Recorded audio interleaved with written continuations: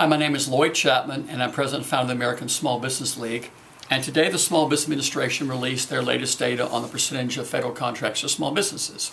And as I predicted yesterday, July 1st, they released them just before the July 4th holiday to try to minimize the media coverage of it.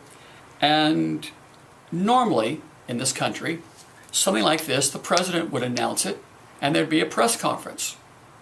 Or at least it would be mentioned in the White House press briefing room.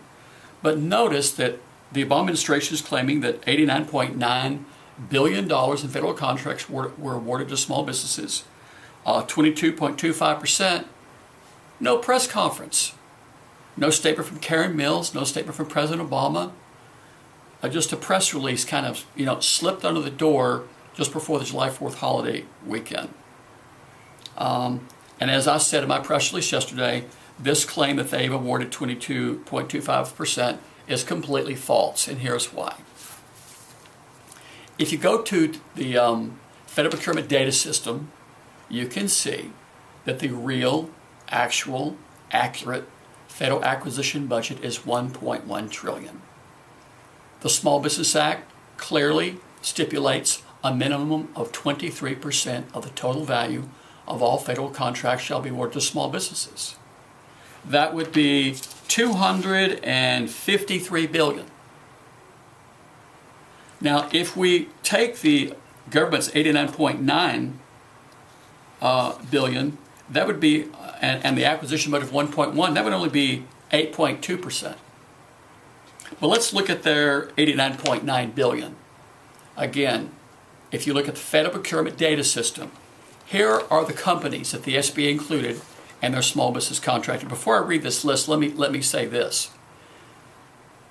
The SBA has come up with policies that they use to include these companies. There's no federal law that would allow the inclusion of Fortune 500 firms, their subsidiaries or divisions, or any foreign-owned company as a small business. It's against the law. The Small Business Act defines a small business very clearly, and it does include Fortune 500 firms. So again, no federal law would allow the SBA to include these firms, but they've done it anyway because they came up with a policy that allows them to inflate this number and fabricate the fact they've hit the goal. So here's the companies included in their $89.9 billion.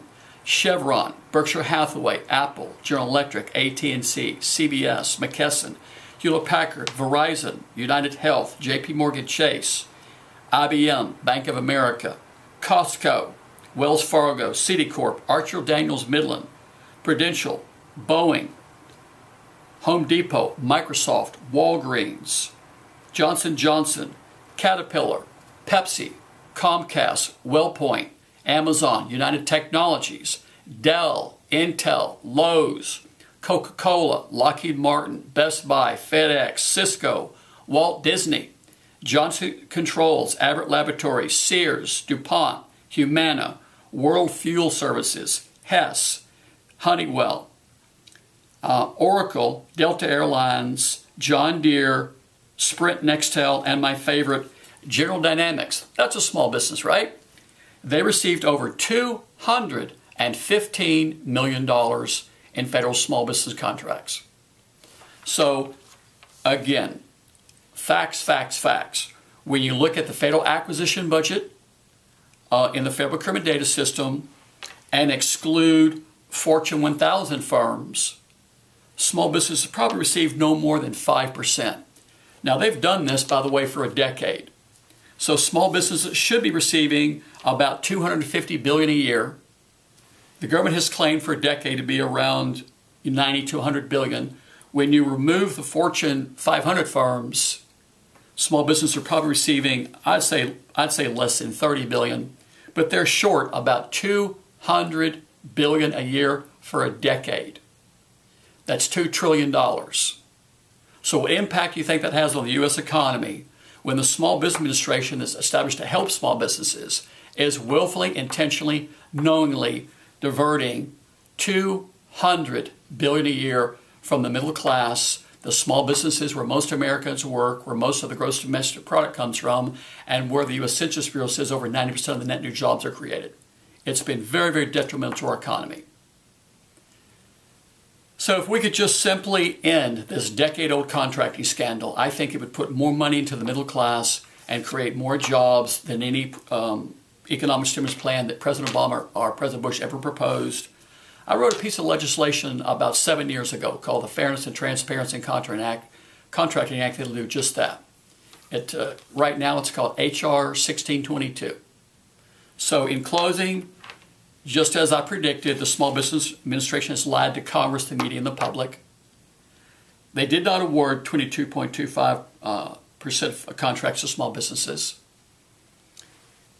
It's probably closer to 5%, and they've cheated small businesses out of over $200 billion for a decade.